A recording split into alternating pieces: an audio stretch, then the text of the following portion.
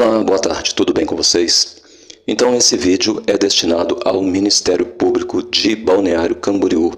Atenção, senhores promotores de justiça de Balneário Camboriú. Eu tenho uma situação peculiar em que eu venho narrando uma biografia em que eu conto muitos crimes que aconteceram comigo ao longo do tempo. E essas pessoas que são implicadas nesses crimes, elas constituíram uma espécie de uma força-tarefa, digamos assim, constituíram uma equipe aqui em Balneário Camboriú, no sentido de criar narrativas, de criar factoides, de criar situações armadas em que elas tentam mostrar que existe alguma coisa que possa servir como álibi para aqueles crimes que eles cometeram. Então eu vou dar um exemplo rápido aqui só para que se entenda o que eu estou querendo dizer. Eu morava em Juiz de Fora e o meu apartamento lá ele foi invadido por um sujeito que tinha um apelido de Calmo. Era o Calmo. Então, esse Calmo invadiu a mando de vizinhos lá desse prédio, desse condomínio. Não vou especificar aqui agora quem eram esses vizinhos, mas eles invadiram, eles tinham intenção de vasculhar o meu apartamento. Pois bem, eu mudei, graças a todos esses crimes de que eu fui vítima, mudei para Balneário Camboriú. E aqui aconteceu logo o seguinte: como eles precisavam, eu vazei que eu teria um vídeo dessa invasão então cometida pelo Calmo. O que eles fizeram? Eu estava num supermercado na Avenida Brasil, próximo de casa, onde eu tinha hábito nessa época de fazer compras, e eu fiz a compra, passei então a minha compra, já estava guardando na sacola os produtos, e de repente veio um funcionário do supermercado e começou a colocar todo tipo de carnes, embutidos e todos os derivados, todos os produtos relacionados à carne, salame, salsicha, presunto, linguiça, bacon e vai por aí, sendo que eu sou vegano. Bom, ato contínuo, a moça que estava na caixa, que já tinha terminado de passar a minha compra, ela pega aqueles produtos e começa a passar como se fosse eu que estivesse comprando. Eu, então, digo para interromper, ela interrompe e vai cancelar, então, aqueles produtos, né? Lembrando que eu sou vegano, eu não poderia estar comprando aqueles produtos. E aí eu olho do meu lado, então, à direita, próximo à porta, próximo à entrada do supermercado, estava ou esse Calmo, era ele, ou era alguém muito parecido com ele. Eles arrumaram um sócio perfeito. Então, ele estava ali, eu logo entendi o que estava acontecendo, né? Eles estavam criando um factoide de que eu estaria fazendo aquelas compras de coisas que eu não compraria para mim, então, naturalmente, porque eu estaria junto com esse Calmo. Bom, nessa mesma noite, ou na noite seguinte, eu acredito que seja nessa mesma noite, eu escutei uma reunião em um apartamento próximo ao meu e o alarido estava bastante alto, os decibéis estavam altos, então o pessoal estava não tinha música, mas o pessoal estava conversando, falando, havia várias pessoas falando, conversando, e eu já estava preocupado por essa questão do Calmo, então, de eu ter visto ele ao meu lado. Na segunda vez que eu olhei no supermercado, ele já não estava mais, ele estava na primeira vez que eu o identifiquei.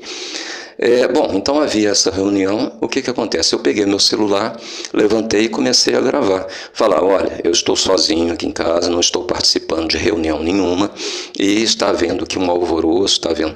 No que eu comecei a falar, aqueles decibéis, aquele som dessa festa, dessa reunião ao lado ou próximo, né, do meu apartamento, aquilo caiu a zero imediatamente. Nenhuma festa, nenhuma reunião onde tem muitas pessoas agindo naturalmente poderia cair os decibéis de X decibéis para zero instantaneamente. Isso é impossível, a não ser que fosse uma coisa armada, que era o caso ali, era armado. No que eu comecei a gravar, eles bloquearam na mesma hora aquela reunião, aquela festa, e parou todo mundo. Eu entendo então que o sentido ali era o seguinte: eles queriam mostrar que eu fiz aquela compra e em seguida eu dei uma festa recepcionando esse Calmo. Para quê? Para mostrar que nós éramos amigos e para mostrar, portanto, que ele não poderia ter invadido o meu apartamento lá, porque se isso tivesse acontecido, eu não o estaria recebendo agora numa festa aqui em Balneário Camboriú. Então, eles são ladinos, são espertos, eles criam factóides, eles criam narrativas, como eu paro a minha moto num estacionamento de moto e eles colocam alguma moto do meu lado de forma frequente e tiram fotos para mostrar que aquela pessoa está junto comigo. Depois eu sou filmado aonde eu estiver, seja no supermercado, seja dando uma volta na praia, e eles filmam, talvez a pessoa que está filmando está usando o celular de uma outra pessoa. Para quê? Para mostrar que aquela pessoa estaria então junto comigo, e tanto que parou a moto lá no supermercado, lá no estacionamento.